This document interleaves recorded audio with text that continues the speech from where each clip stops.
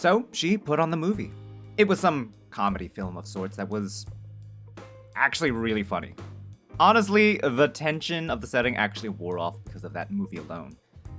Eventually, one of her roommates actually came out of their room to get us to quiet down, so we had to move it over to her room and sat on her floor watching the movie as it was projected onto her ceiling. We got to talking about it afterwards, just sort of breaking it down, laughing about what we liked and such. She was supposed to watch it for some cinema class she was taking, which sounded like an easy A at least. The real issues were her language classes, one of which, you'll recall, she had to handwrite a speech for.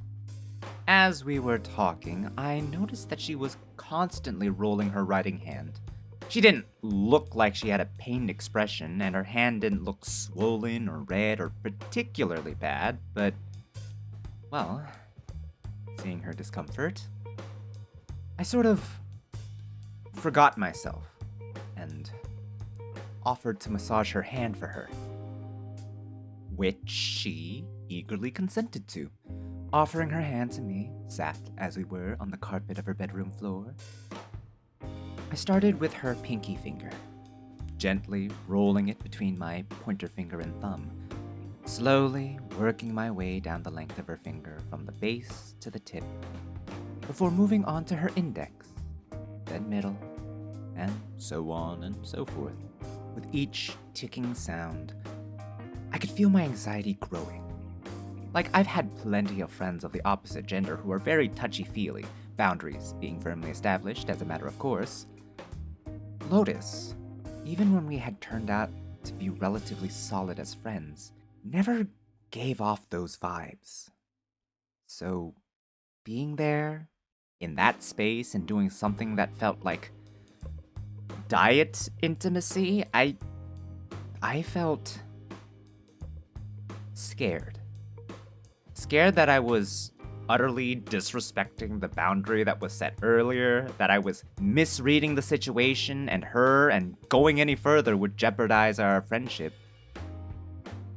But also, I was scared that maybe I was reading the situation correctly. That maybe I should be a little braver again, and confront the possibility that maybe something along the way had changed in favor of starting a relationship.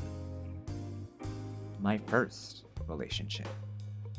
But I tried to push those thoughts away and focus instead on her hand, slowly massaging her wrist, her palm, and then her hands, warm in my own.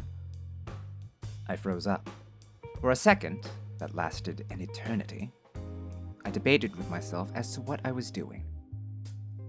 Then, my mind made up.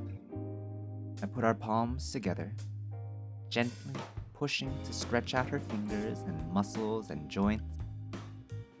And then, I let my fingers slip in between hers and, well, just like that, we were holding hands, fingers interlocked. And she said one thing, and I could hear the sly look on her face as she said it. Smooth.